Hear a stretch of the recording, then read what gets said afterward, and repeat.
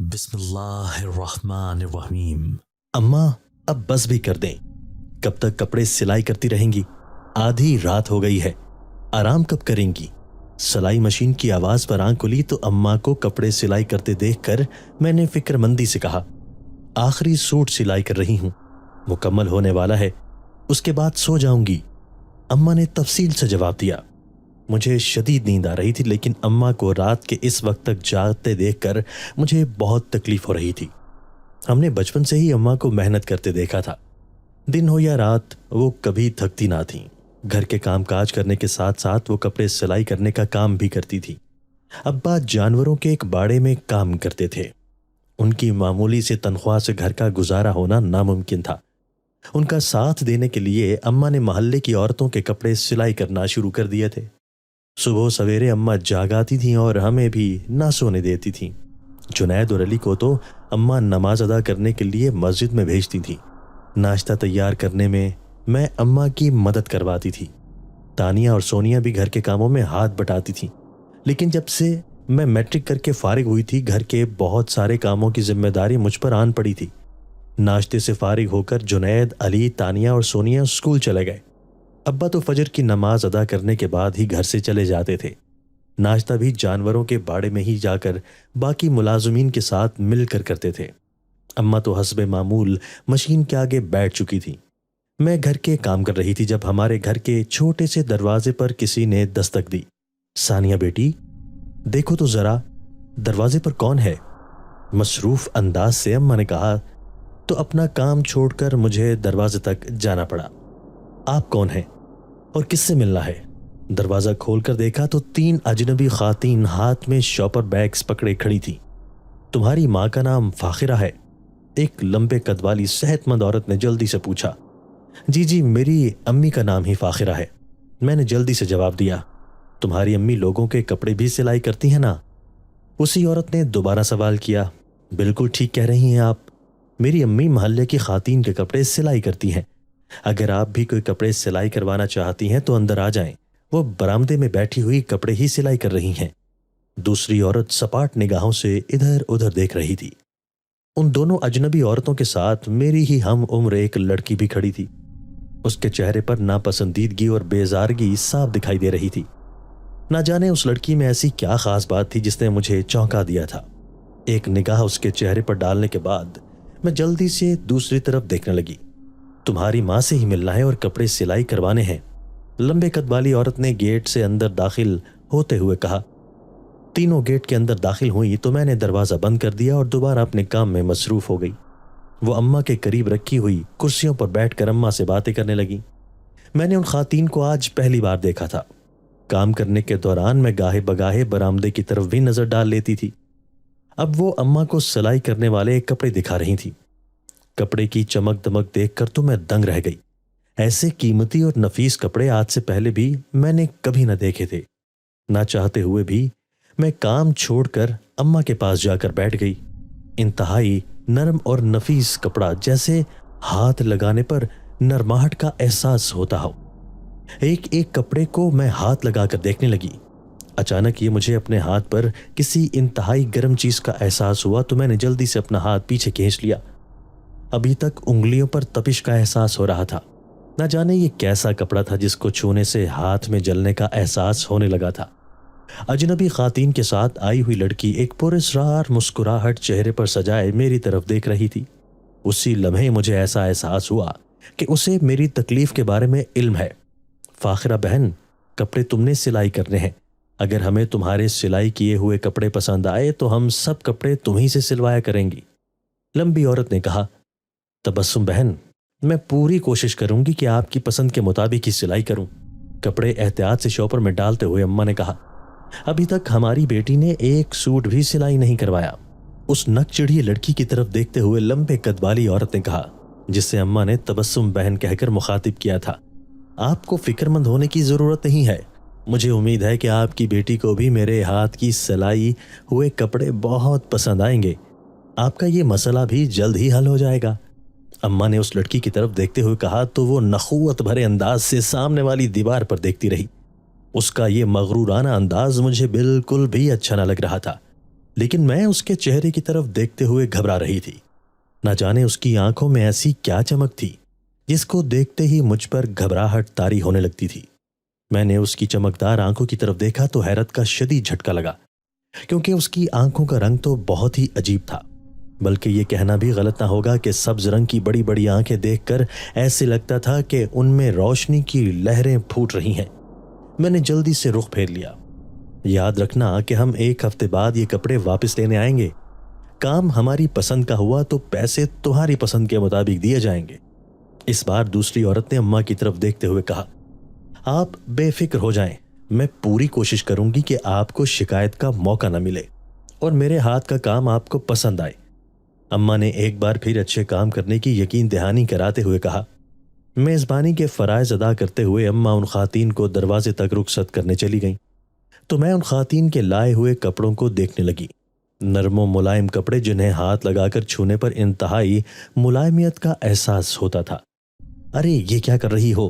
ان کپڑوں کو شاپر سے باہر کیوں نکالا ہے؟ اگر ذرا سا کپڑا بھی ادھر سے ادھر ہو گیا تو بہت بڑا مسئلہ ہو جائے گا۔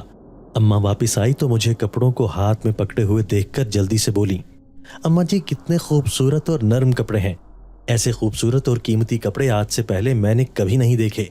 ایک نرم کپڑے کو اپنے چہرے کے ساتھ رگڑتے ہوئے میں نے کہا، اسی لیے تو کہہ رہی ہوں انہیں میری اجازت کے بغیر ہاتھ بھی نہیں لگانا۔ اگر میں پورا مہینہ بھی کپڑے سلائی کرتی رہوں تو اس ایک سوٹ کی قیمت ادا نہیں کر سکتی۔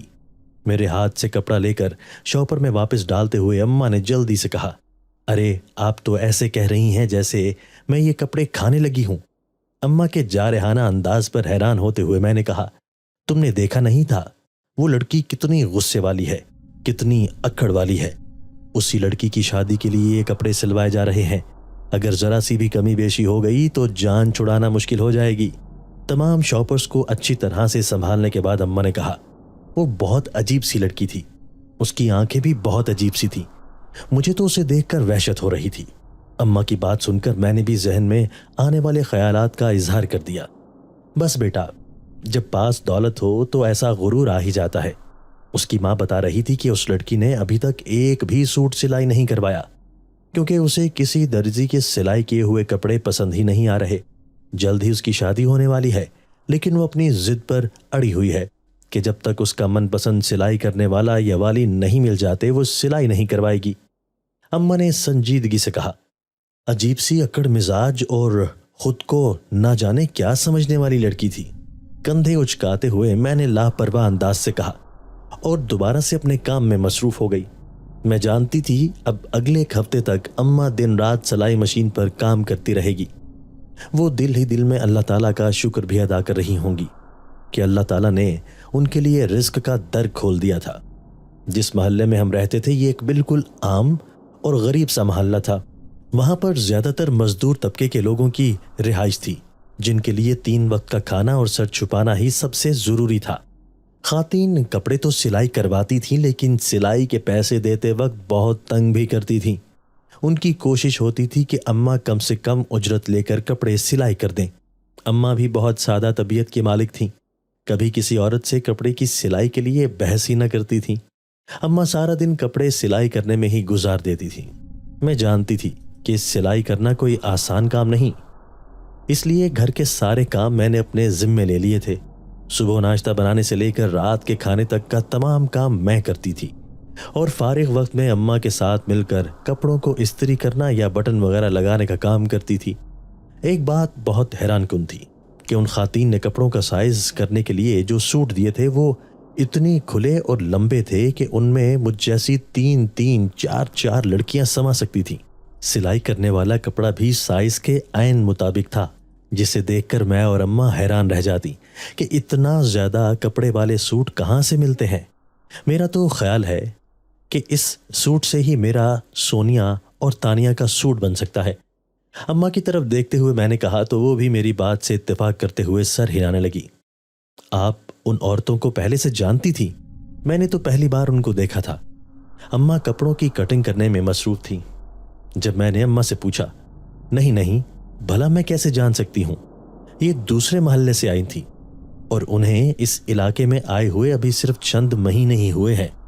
مصروف انداز سے اماں نے جواب دیا، क्या मतलब है कि आप उन अजनबी औरतों को बिल्कुल भी ना जानती थी? लेकिन वो तो ना सिर्फ आपका नाम जानती थी बल्कि ये भी अच्छी तरह से जानती थी कि आप कपड़े सिलाई करती हैं। अम्मा का जवाब सुनकर हैरान होते हुए मैंने कहा, इसमें हैरान होने वाली कौन सी बात है? मोहल्ले की किसी औरत ने बता दिया होगा कि इस घर में एक औरत कपड़े सिलाई करती है, तो वो हमारे घर के दरवाजे तक चली आई होंगी। इसमें परेशान होने की तो कोई बात नहीं है। मेरे हैरान और खौफजदा चेहरे की तरफ देखते हुए अम्मा ने कहा, आप बिल्कुल ठीक कह रही हैं। मैं तो इसीलिए परेशान हो रही थी कि मैंने इन अजनबी औरतों को घर के अंदर दाखिल होने दिया था। दिन के वक्त हम दोनों घर पर अकेली होती हैं, वो अजनबी औरतें हमें नुकसान भी पहुंचा सकती थीं। खौफजदा अंदाज से मैंने अपनी गलती का एतराफ किया। अरे, इसमें परेशान होने वाली कौन सी बात है? ऐसा अक्सर हो जाता है और हमारे घर की खस्ताहाली देखकर चोर भी उल्टे पांव वापस चला जाए। हमें भला किसी से क्या कहना है? अम्मा ने अफसुर्दा लहजे से अपनी गुर्बत का मजाक उड़ाया। न जाने मेरा दिल क्यों जोर जोर से धक धक करने लगा था। मुझे बार बार अपनी गलती का एहसास हो रहा था कि अजनबी औरतों को घर के अंदर दाखिल नहीं होने देना चाहिए था। मेरी निगाहों के सामने सब्ज आंखों वाली लड़की की शक्ल बार बार घूम रही थी।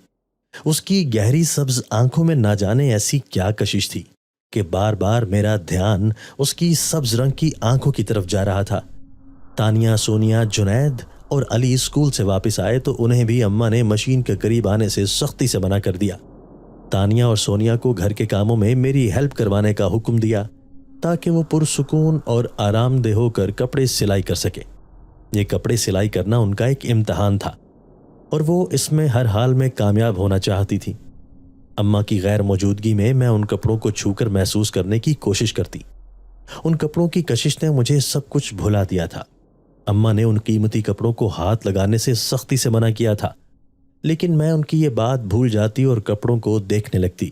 सारा दिन अम्मा मशीन के सामने बैठकर कपड़े सिलाई करती रहती और मैं घर के काम काज करती। अब तो खाना भी मैं ही बनाती थी। मोहल्ले की एक खातून अम्मा के पास कपड़े सिलाई करवाने के लिए आई तो जमीन से उठकर अम्मा उसके साथ ही एक चारपाई पर बैठ गई। सारा दिन कपड़े सिलाई करने की वजह से अब वो थक चुकी थी, इसलिए आराम करने के लिए चारपाई पर आकर बैठ गई। अम्मा आंटी के साथ बातें करने में मसरूफ थी। बेहतरीन मौका था, मैं उन कपड़ों को अच्छी तरह से देख सकती थी। अम्मा तो उन्हें हाथ भी न लगाने देती थी। जब भी मुझे कपड़ों को हाथ लगाते हुए देखती बुरी तरह डांट देती थी। एक बहुत खूबसूरत रंगों का सूट अम्मा सिलाई कर रही थी। सुर्ख रंग के कपड़े पर चांदी के रंग का काम बहुत खूबसूरत लग रहा था। ख्यालों ही ख्यालों में मैं खुद को ये सूट पहने हुए देखने लगी। ऐसा खूबसूरत सूट पहनना हर लड़की की ख्वाहिश हो सकती है। मोहल्ले की खातून के जाने के बाद अम्मा ने मुझे मशीन के सामने बैठे हुए देखा तो इस बार डांटने की बजाय हंसने लगी। तुम क्यों फिक्र करती हो? जब तुम्हारी शादी करूंगी तब तुम्हें बहुत प्यारे कपड़े खरीद कर दूंगी। मेरी तरफ देखकर अम्मा ने मुस्कुराते हुए कहा। तो उनकी बात सुनकर मेरे चेहरे पर शर्मीली सी मुस्कुराहट आ गई और मैं वहां से उठकर किचन में आ गई। रात का खाना खाकर सब सोने के लिए लेट चुके थे, लेकिन अम्मा अभी तक कपड़े सिलाई करने में मसरूफ थी। अच्छी तरह से जानती थी कि अम्मा बहुत ज्यादा थक चुकी होंगी, लेकिन आज उन्होंने तमाम कपड़े सिलाई करने थे क्योंकि उन खातीन ने वादा किया था कि वो एक हफ्ते के बाद कपड़े लेने के लिए आएंगी। सिलाई मशीन चलने की आवाज से मुझे नींद नहीं आ रही थी, इसलिए मैं अम्मा के करीब आकर बैठ गई। क्या हुआ है? तुम्हें नींद क्यों नहीं आ रही? सारा दिन घर के काम करती रहती हो, थक जाती होगी, फिर भी तुम्हें नींद नहीं आ रही? मसरूफ अंदाज से अम्मा ने पूछा। आपका कितना काम बाकी रह गया है? आपको भी इस वक्त आराम करना चाहिए। अम्मा की बात का जवाब देने की बजाय मैंने उन्हें आराम करने का मशवरा दिया। अब थोड़ा ही काम बाकी रह गया है, जल्द ही मुकम्मल हो जाएगा, तुम आराम से सो जाओ। मशीन पर झुकते हुए अम्मा ने जवाब दिया। आपको उन औरतों से इतने ज्यादा कपड़े नहीं लेने चाहिए थे। इतने कम वक्त में इतने ज्यादा सूट सिलाई करना, और सूट भी मुझे इंसानों के साइज के नहीं लगते। अम्मा का थकावट ज़दा चेहरा देखकर मैंने बेजारगी से कहा, मेहनत करने से ही अल्लाह ताला रिस्क में बरकत देता है। मैं तो अल्लाह का लाख लाख शुक्र अदा करती हूँ कि किसी के सामने हाथ नहीं फैलाना पड़ता। उसने घर में बैठे बैठे ही हमारे रिस्क का सबब लगाया हुआ है। काम करते हुए अम्मा ने जवाब दिया, आपको इतनी ज़्यादा मेहनत करने की क्या ज़रूरत है? हमारे नसीब का जो कुछ होता है हमें मिल जाता है। اتنی زیادہ محنت کرنے سے آپ نہ صرف بیمار ہو جائیں گی بلکہ آپ کی نظر بھی متاثر ہو سکتی ہے۔ ایک بار پھر اماں کو سمجھانے کی کوشش کرتے ہوئے میں نے کہا، مجھے اس سے بھی زیادہ محنت کی ضرورت پڑے گی کیونکہ بھائی صاحب 2 بار دبے لفظوں میں اس بات کا اظہار کر چکے ہیں کہ عاشر اب تعلیم سے فارغ ہو چکا ہے اور نوکری ملتے ہی وہ اس کی شادی کے فرض سے بھی فارغ ہو جائیں گے۔ اس لیے میں چاہتی ہوں کہ میں اپنی بچی کے جہیز کے لیے ابھی سے پیسے جمع کرنے شروع کر دوں۔ عاشر کے نام پر ایک شرمیلی سی مسکراہٹ میرے چہرے پر آ گئی تھی۔ مجھے کسی جہیز کی ضرورت نہیں ہے۔ آپ ماموں کو بتا دیجئے کہ آپ اپنی بیٹی کو جہیز نہیں دے سکتے۔ اگر نہیں منظور ہے تو ٹھیک ہے۔ کندھے اچکاتے ہوئے لاپرواہ انداز سے میں نے کہا، میں نے تم سے یہ کب کہا کہ تمہارے ماموں نے جہیز کی کوئی ڈیمانڈ کی ہے؟ میں خود چاہتی ہوں کہ میری بچی اپنے باپ کے گھر سے خالی ہاتھ نہ جائے۔ میرے چہرے کی طرف دیکھتے ہوئے اماں نے محبت بھرے انداز سے کہا، اپنے بستر پر جا کر تم سونے کی کوشش کرو، جلد ہی تمہیں نیند آ جائے گی۔ اماں نے اپنی جگہ پر کھڑے ہوتے ہوئے کہا۔ وہ ٹوائلٹ جا رہی تھی۔ بے دھیانی میں سامنے پڑی ہوئی بلیک اور گولڈن کلر کی قمیض پر ہاتھ پھیرنے لگی۔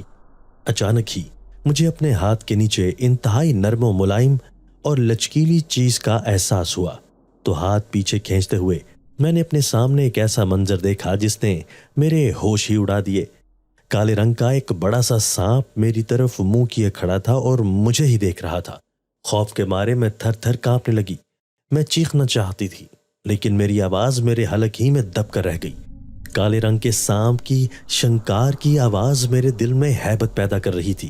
میں نے کبھی سوچا بھی نہیں تھا کہ میں اپنی زندگی میں اتنے قریب سے سانپ کو دیکھوں گی۔ سانپ کی بڑی بڑی آنکھوں سے ایسا محسوس ہو رہا تھا کہ وہ مجھ پر گڑی ہوئی ہیں۔ اچانک ہی اماں کی زوردار چیخ کی آواز پر میں نے پیچھے مڑ کر دیکھا۔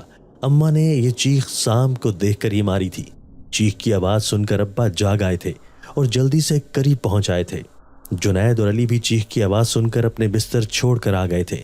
سانپ سانپ، ادھر بہت بڑا سانپ تھا۔ ہاتھ کے اشارے کرتے ہوئے اماں نے کہا، سانپ تو ہماری نگاہوں سے غائب ہو چکا تھا۔ ابا اور جنید سانپ کو تلاش کرنے لگے۔ کافی دیر تلاش کے بعد بھی سانپ کہیں دکھائی نہ دیا۔ مجھے اپنے ہاتھوں کی انگلیوں پر ابھی تک سانپ کا لمس محسوس ہو رہا تھا۔ صابن سے 2 بار ہاتھ دھو چکی تھی لیکن اس لمس سے جان نہ چھوٹ رہی تھی۔ اس واقعہ کے بعد اماں نے بھی کپڑے سلائی کرنا چھوڑ دیے اور چارپائی پر چڑھ کر بیٹھ گئیں۔ سونے کے لیے آنکھیں بند کرتی تو اس خوفناک سانپ کا نہ صرف چہرہ بلکہ اس کی سبز رنگ کی خوفناک آنکھیں بھی نگاہوں میں گھومنے لگتی۔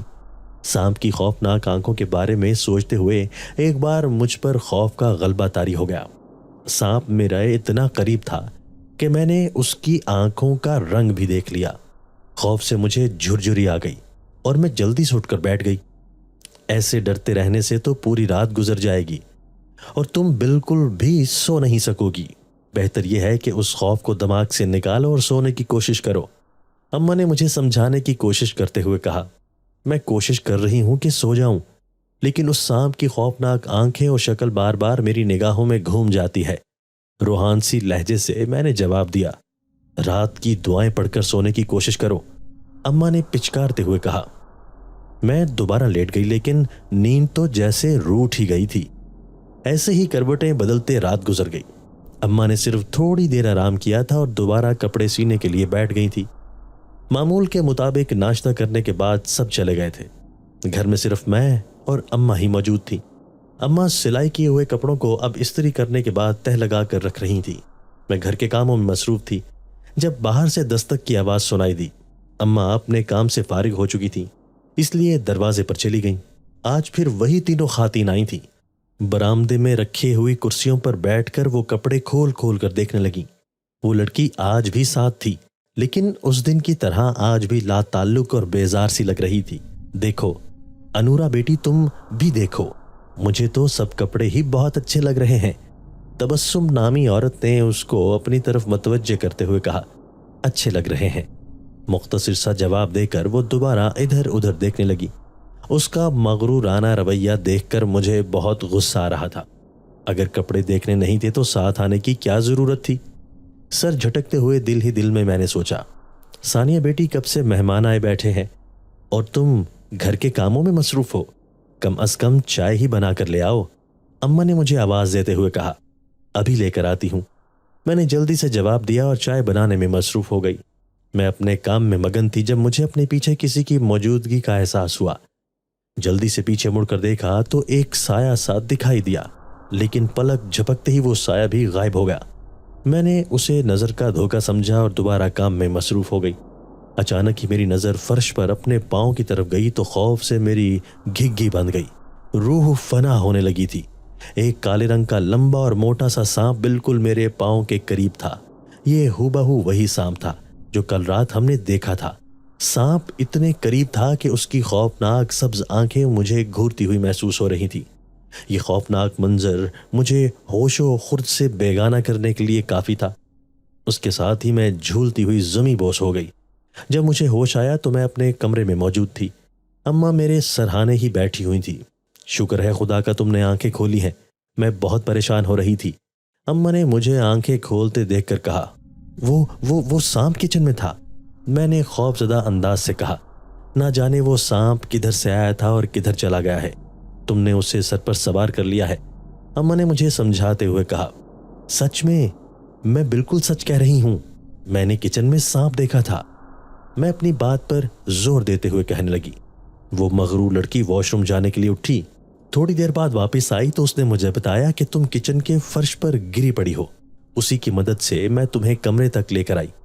हमें तो कोई सांप दिखाई न दिया था। अम्मा ने मेरी बात पर यकीन ना करते हुए कहा।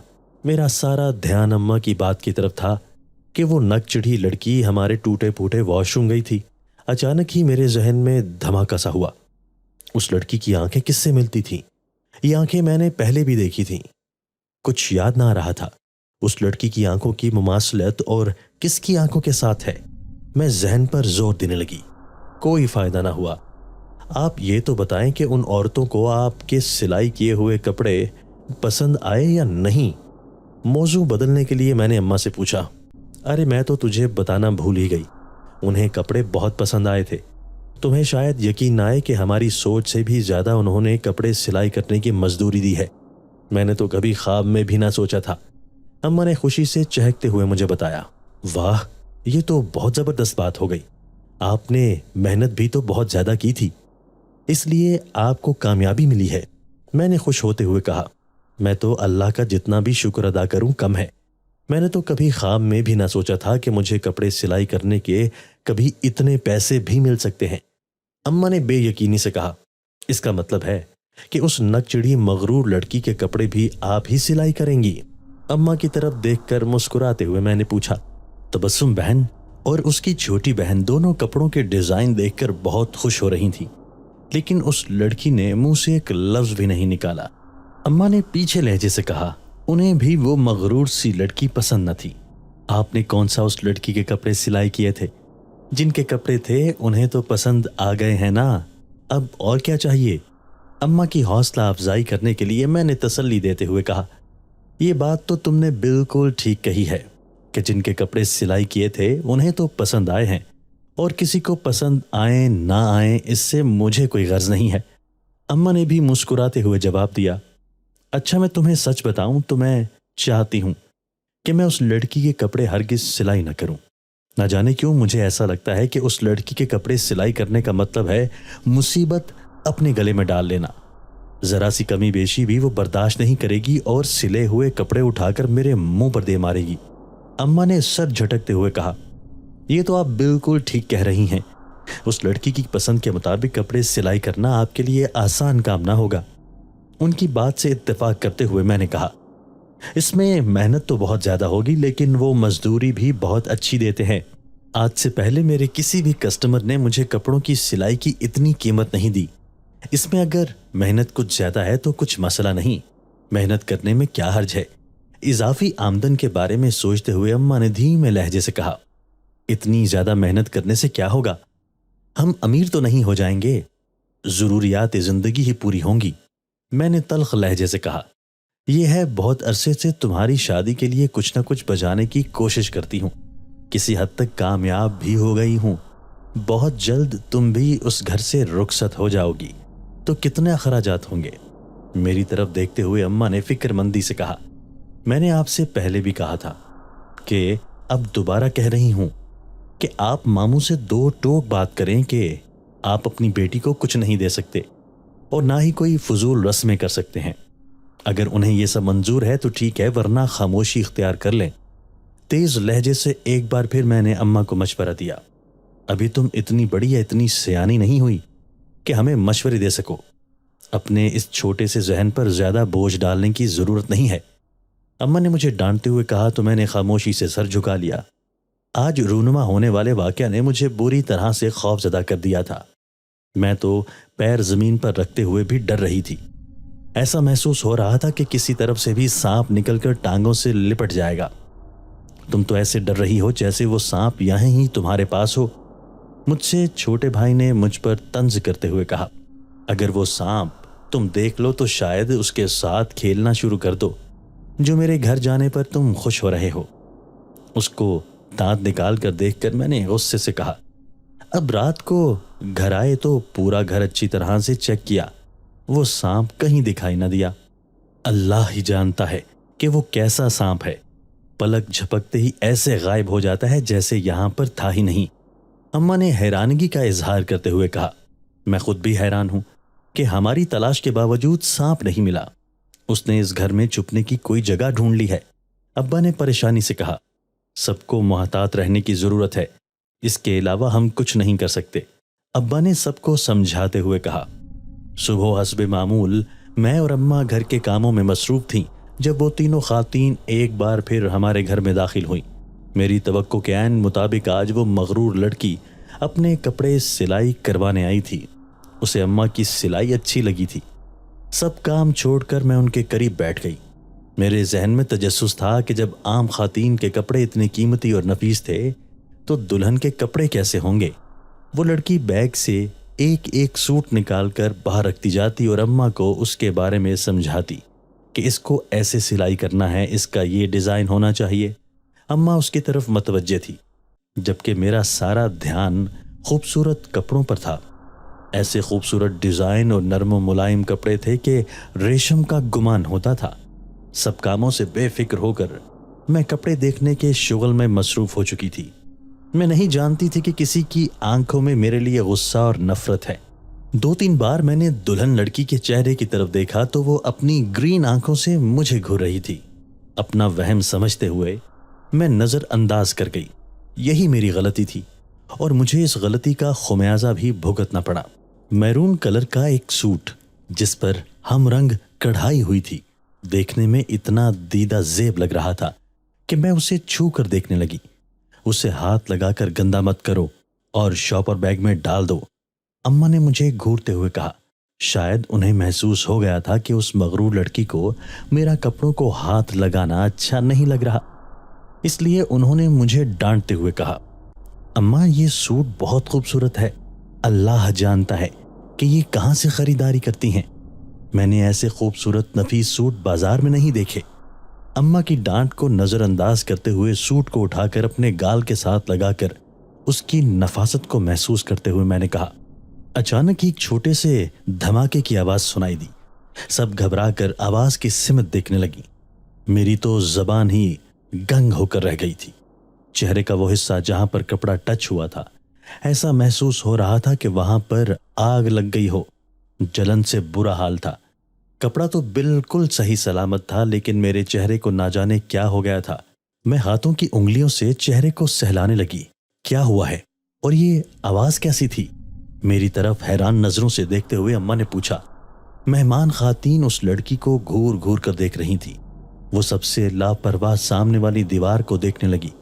پتہ نہیں مجھے کیا ہوا ہے، یہ کپڑا میرے چہرے کے ساتھ ٹچ ہوا تو ایسا محسوس ہوا کہ کوئی دھماکہ ہوا ہو۔ میرا چہرہ تو ایسے جل رہا ہے جیسے میں نے گرم گرم پانی اپنے منہ پر ڈالا ہو۔ ہاتھ کی مدد سے چہرے کو زور زور سے دباتے ہوئے میں نے اماں کو جواب دیا اور تکلیف کی شدت برداشت کرتے ہوئے وہاں سے اٹھ گئی اور بیسن پر کھڑے ہو کر چہرے پر پانی کے چھینٹے ڈالنے لگی۔ شیشے میں چہرہ انتہائی سرخ دکھائی دے رہا تھا۔ آہستہ آہستہ جلن کی شدت کم ہو رہی تھی اور چہرے سے سرخی بھی کم ہونے لگی۔ میں دوبارہ اسی جگہ پر جا کر بیٹھ گئی تو اس لڑکی نے مجھے یوں گھور کر دیکھا جیسے کچا چبا جائے گی۔ اس کی گرین کلر کی آنکھیں دیکھ کر مجھے کسی اور کی آنکھیں یاد آ گئیں लेकिन अभी तक जहन में ये वाज़ेह ना हुआ था कि ऐसी ही सब्ज आंखें और किसकी हैं, मैंने कहाँ देखी हैं। उन खातीन के जाने के बाद अम्मा ने तरतीब से कपड़ों को रखा।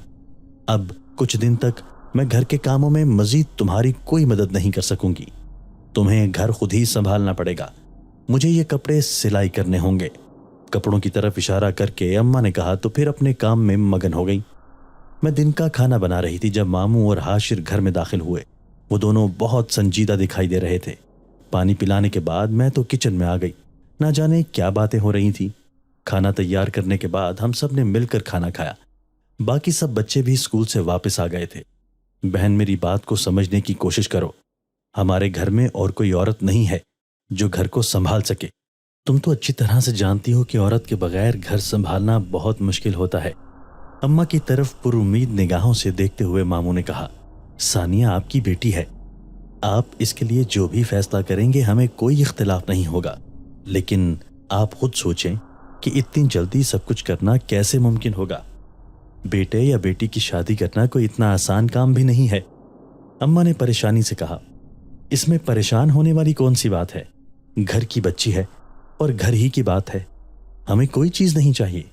मामू ने अम्मा को तसल्ली देते हुए कहा, आपकी बात बिल्कुल ठीक है, लेकिन मैं अपनी बच्ची को खाली हाथ तो रुखसत नहीं कर सकती। कुछ ना कुछ तो करना होगा। अम्मा ने हामी भरते हुए कहा, मैं तुम्हारे हालात से अच्छी तरह वाकिफ हूं, इसलिए तुम्हें एक बार फिर मना कर रहा हूं कि कुछ भी फजूल खर्ची करने की जरूरत नहीं है। कोशिश करो कि इसी 1 महीने के अंदर ये शादी हो जाए। मामू ने अफसुर्दा लहजे से कहा, आप परेशान ना हो, अल्लाह सब बेहतर करेगा। मुझे उम्मीद है कि बहुत जल्द ही भाभी सेहतयाब हो जाएंगी और पहले की तरह अपना घर संभाल लेंगी। मामू का अफसुर्दा चेहरा देखते हुए अम्मा ने तसल्ली दी, अल्लाह तुम्हारी जबान मुबारक करे। पिछले 2 महीने से तो बुखार उसकी जान ही नहीं छोड़ रहा, बिल्कुल चारपाई के साथ लगकर रह गई है। मामू ने इंतहाई फिक्रमंदी से कहा, मैं जानती हूं, लेकिन आप अल्लाह से उम्मीद रखें, अल्लाह सब बेहतर कर देगा। अम्मा ने तसल्ली देते हुए कहा, बाकी बातें बाद में करना, पहले तो मुझे ये बताओ कि मैं बारात लेकर कब आऊं। मामू ने आम बात की तरफ तवज्जो दिलाई, चंद दिन तो आपको सब्र करना पड़ेगा। आज रात को सानिया के अब्बा जब घर आएंगे तो उनसे मशवरा करने के बाद ही कोई फैसला होगा। अम्मा ने कहा, अगर ऐसा है तो 2 दिन बाद मैं दोबारा आऊंगी। जो भी फैसला तुम दोनों मियाँ बीवी का होगा हमें कबूल होगा। मामू ने मुस्कुराते हुए कहा और फिर थोड़ी देर बैठने के बाद वो वापस चले गए। मैंने कभी सोचा भी नहीं था कि इतनी जल्दी मेरी शादी भी हो सकती है। अम्मा बहुत परेशान थी कि इतनी जल्दी मैं शादी के अखराजात कहाँ से लाऊंगी। अब्बा के घर आने पर अम्मा ने मामू के बारे में बताया तो वो भी परेशान हो गए। तुमने उनसे चंद महीने की मोहलत तो मांगनी थी। अब्बा ने परेशानी से कहा, मैंने तो बहुत कोशिश की, लेकिन उनकी परेशानी भी हमारे सामने है। भाभी बेगम अब इतनी कमज़ोर हो चुकी हैं कि वो खुद चारपाई पर उठकर बैठ भी नहीं सकती। घर में सिर्फ मर्द ही बाकी बचे हैं और वो घर से बाहर के काम काज संभालते हैं, तो घर कौन देखे। अम्मा ने अब्बा को सारी सूरत हाल से आगाह किया। ये तो हकीकत में एक बहुत बड़ा मसला है। अब्बा ने भी अम्मा की बात से इत्तेफाक करते हुए कहा, इसलिए तो भाई साहब जल्दी जल्दी का शोर मचा रहे हैं। अम्मा ने बेबसी से आंखें बंद करते हुए कहा, अम्मा और अब्बा दोनों बातें करने में मसरूफ थे। मैं अम्मा की सिलाई मशीन के सामने आकर बैठ गई। एक खूबसूरत कामदार सूट मेरे सामने पड़ा हुआ था। अम्मा कमीज सिलाई कर चुकी थी और पर्पल सूट के ऊपर सफेद रंग के बटन लगा रही थी। मैं उस खूबसूरत सूट को हाथ में पकड़कर देखने लगी। ना जाने मेरे दिल में क्या आया, मैं आज सुबह ही सिलाई के लिए आने वाले सब कपड़े खोल कर देखने लगी। उनको देखकर ही अंदाजा हो जाता था कि ये कपड़े किसी दुल्हन के लिए हैं। ऐसे खूबसूरत और नफीस कामदार सूट थे कि जी चाहता था उन्हें छुपा लूं। अम्मा और अब्बा सहन में बिछी हुई चारपाई पर बैठकर बातें कर रहे थे। अचानक ही मुझे अपने पीछे किसी की मौजूदगी का एहसास हुआ। मैंने पीछे मुड़कर देखा तो कोई भी न था। अपना वहम समझकर नजरअंदाज कर दिया। काश ये सब खूबसूरत और कीमती कपड़े मेरे होते। एक एक खूबसूरत डिजाइन का सूट देखते हुए मैंने दिल ही दिल में कहा। एकदम से सारे घर की लाइट्स बंद हो गईं। हर तरफ अंधेरा छा गया। उस अंधेरे में 2 ग्रीन आंखें बिल्कुल मेरी आंखों के सामने आकर ठहर गईं। सब्ज आंखों से होती हुई सब्ज रोशनी की लकीरें मेरे सारे जिस्म पर पड़ रही थी। ایسا محسوس ہو رہا تھا کہ میرے پورے جسم کو آگ لگ گئی ہے۔ تکلیف اور خوف کی شدت سے میرا سارا جسم تھر تھر کانپ رہا تھا۔ میں حلق کے بل چیخنا چاہتی تھی لیکن میری آواز بالکل بند ہو چکی تھی۔ اچانک ہی سارے گھر کی لائٹس دوبارہ روشن ہو گئیں۔ اب میں اکیلی تھی، میرے آس پاس کوئی نہ تھا۔ اماں اور ابا اپنی جگہ پر موجود تھے۔ میرا پورا جسم آگ کی تپش سے جھلس رہا تھا۔ میں نے خود پر نگاہ ڈالی تو حیرت کا شدید جھٹکا لگا۔ میرا لباس جگہ جگہ سے جل چکا تھا۔ یہ کوئی خواب تھا یا حقیقت مجھے بالکل سمجھ نہیں آ رہی تھی، اور تکلیف سے بھی برا حال تھا۔ اماں نے میری حالت دیکھی تو حیرت سے گنگ رہ گئیں۔ یہی حال باقی گھر والوں کا بھی تھا۔ مجھے خود بھی سمجھ نہیں آ رہی تھی کہ میرے ساتھ کیا ہوا ہے۔ نہا کر لباس تبدیل کیا تو کچھ سکون محسوس ہوا۔ چند دن بعد ماموں دوبارہ تشریف لے آئے۔ باہمی مشاورت سے اس مہینے کی 25 تاریخ مقرر کر لی گئی۔ گھر میں شادی کی تیاریاں شروع ہو گئی تھیں، لیکن امی اسی مغرور لڑکی کے کپڑے سلائی کرنے میں مصروف تھی۔ ہر روز میری امی سے بحث ہوتی کہ وہ پہلے میرے کپڑے تیار کریں، اور امی مسکرا کر خاموش ہو جاتی۔ کبھی کہتی کہ تم فکر نہ کرو، تمہاری شادی سے پہلے ہی سب کپڑے تیار ہو جائیں گے۔ شادی کے اخراجات کے حوالے سے اماں اور ابا دونوں ہی پریشان تھے۔ انتہائی سادگی سے نکاح کرنے کا فیصلہ کیا گیا تھا، اس لیے زیادہ شور و غل نہ تھا۔ اماں نے میرے لیے جو کپڑے خریدے تھے وہ بالکل عام اور سادہ سے تھے۔ اپنے لیے خریدے گئے کپڑے دیکھ کر میرا دل بجھ گیا تھا۔ میرے دل میں بھی یہی خواہش تھی کہ جیسے اس مغرور امیر لڑکی کے لیے خوبصورت ڈیزائن کے کپڑے بنائے جا رہے ہیں، میرے لیے بھی ویسے ہی ہوں۔ لیکن میں جانتی تھی کہ میری یہ خواہش کبھی پوری نہیں ہو سکتی۔ میرا ایک سوٹ بھی ایسا نہ تھا جو اس امیر لڑکی کے کپڑوں سے مقابلہ کر سکتا۔ میں چاہتی تھی کہ شادی کے دن کا میرا سوٹ بہت خوبصورت ہو۔ بار بار اماں کے سامنے اپنی اس خواہش کا اظہار بھی کرتی۔ اللہ تعالیٰ نے میری سن لی تھی، اور شادی سے صرف 2 دن پہلے ماموں اور عاشر دوبارہ ہمارے گھر آئے تو ایک خوبصورت سوٹ شادی کے دن کے پہننے کے لیے لے کر آئے۔ سرخ رنگ کے سنہری رنگ کا کام بہت بھلا لگ رہا تھا۔ ایسا ہی ایک سوٹ اس امیر زادی کا بھی تھا، لیکن صرف رنگ ملتے جلتے تھے۔ اس کا کپڑا اور اس پر کام تو بہت عمدہ تھا۔ میری شادی کا سوٹ اماں نے اپنے ہاتھوں سے سلائی کیا۔ آخر شادی کا دن بھی آ گیا۔ گھر میں ہر طرف گہما گہمی تھی۔ محلے کے چند لوگوں کو ہی شادی پر مدعو کیا گیا تھا۔ بارات آنے سے پہلے ہی میری سہیلیاں آ گئی تھیں۔ سب ہی خود ہی دلہن کو تیار کرنے لگی، لیکن میں نہ جانتی تھی کہ مجھ سے ایک بہت بڑی غلطی سرزد ہو چکی ہے۔ جب میں دلہن بن چکی تو سب میری تعریف کر رہے تھے۔ تمہارا سوٹ انتہائی خوبصورت ہے، یہ بہت عمدہ اور قیمتی لگ رہا ہے، کیا یہ تمہارے سسرال والوں نے بھیجا ہے؟ میری ایک سہیلی نے مجھ سے پوچھا تو میں نے خود پر غور کیا اور حیرت زدہ رہ گئی۔ میں نے غلطی سے اس مغرور اور نکچڑی لڑکی کا سوٹ پہن لیا تھا۔ یا اللہ، اب کیا ہوگا؟ ایسا نہ ہو کہ وہ آ جائے اور ایسا تماشا کریں کہ سب دیکھتے ہی رہ جائیں۔ میں نے بے بسی سے سوچا۔ اماں کمرے میں آئی تو مجھے اس امیر لڑکی کے سوٹ میں دیکھ کر بہت حیران ہوئی، اور پھر مجھے ڈانٹنے لگی۔ میں نے انہیں یقین دلانے کی کوشش کی کہ یہ میں نے جان بوجھ کر نہیں کیا، مجھے وہی سوٹ پسند تھا جو عاشر اور ماموں لے کر آئے تھے۔ اسی اثناء میں باہر سے بارات آنے کا شور سنائی دینے لگا۔ اماں سر پیٹتے ہوئے کمرے سے باہر نکل گئی۔ میرا پریشانی اور خوف سے برا حال تھا۔ میں دل ہی دل میں دعائیں مانگ رہی تھی کہ آج کا دن خیر و عافیت سے گزر جائے، لیکن میں نہ جانتی تھی کہ دن تو گزر جائے گا، رات کو قیامت آ جائے گی۔ میں نے کبھی سوچا بھی نہ تھا میری سہاگ رات کو میرے سسرال والے اس ظالم لڑکی کے عتاب کا نشانہ بنیں گے۔ اجلائے عروسی میں اکیلے بیٹھے میرا دل گھبرا رہا تھا۔ عاشر کو کمرے میں آئے ہوئے تھوڑی دیر ہی گزری تھی کہ باہر سے شور کی آوازیں سنائی دینے لگی۔ مہمانوں کی چیخو پکار سے تو ایسا محسوس ہو رہا تھا کہ خدا نخواستہ باہر کوئی قیامت آ گئی ہے۔ اچانک ہی سامان ادھر ادھر اٹھا کر پٹخنے کی آوازوں سے سارا گھر دہل گیا۔ عاشر جلدی سے کمرے سے باہر نکلا تو کسی انہونی کے خوف سے میں بھی باہر آ گئی۔ باہر کا منظر دیکھ کر تو میری آنکھیں پھٹی کی پھٹی رہ گئیں۔ یہ گھر نہیں بلکہ کوئی کچرا کنڈی لگ رہی تھی۔ مہمان کونے کھدروں میں چھپے بیٹھے تھے۔ ایک انتہائی کریہ شکل مخلوق جس کے بازو اور چہرے پر گوشت نام کی کوئی چیز نہ تھی، ہڈیوں سے بھرا جسم اور لمبے لمبے دانت دیکھ کر ہر کوئی خوف زدہ ہو گیا تھا۔ کون ہو تم؟ کیا کر رہی ہو؟ عاشر نے خوف زدہ انداز سے کہا۔ ادھر ادھر سامان پھینکتے اس کے ہاتھ رک گئے تھے۔ اس نے گھور کر میری طرف دیکھا اور پھر چنگارتی ہوئی آواز میں بولی، اپنی دلہن سے پوچھو۔ اس کی سبز آنکھیں دیکھ کر میرے ذہن میں جھماکا ہوا۔ یہ سبز آنکھیں تو اسی لڑکی کی ہیں جس کا سوٹ میں نے پہنا ہوا ہے۔ یہ سبز آنکھیں اس سانپ کی بھی تھیں جو مجھے دوبارہ گھر میں دکھائی دیا تھا۔ میرا دماغ یہ سب سمجھنے سے قاصر تھا کہ یہ کیا ہو رہا ہے۔ دلہن نے کیا کیا ہے تم ہی بتا دو، حیران ہوتے ہوئے عاشر نے کہا۔ تمہاری دلہن نے میرا سوٹ پہنا ہے اور یہ میرا سب سے پسندیدہ سوٹ تھا اور میں نے اپنی شادی کے دن پہننا تھا۔ اس نے غراتے ہوئے کہا، مجھ سے غلطی ہو گئی تھی، خدا کے لیے مجھے معاف کر دو۔ ہاتھ جوڑ کر معافی مانگتے ہوئے کہا۔ اچانک ہی اس قریب شکل ڈراؤنی عورت کے قریب ہی اس سے ملتی جلتی شکل کا ایک آدمی نمودار ہوا۔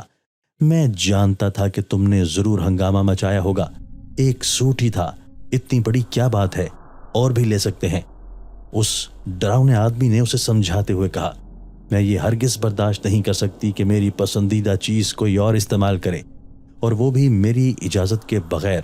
میں سب کو برباد کر دوں گی، یہاں سے کوئی بھی زندہ واپس نہیں جائے گا۔ اپنے ڈھانچہ زدہ چہرے کو میرے قریب کرتے ہوئے اس نے دھمکی دیتے ہوئے کہا، غلطی میری ہے تو سزا بھی مجھے دو، سب کو کیوں تکلیف دے رہی ہو؟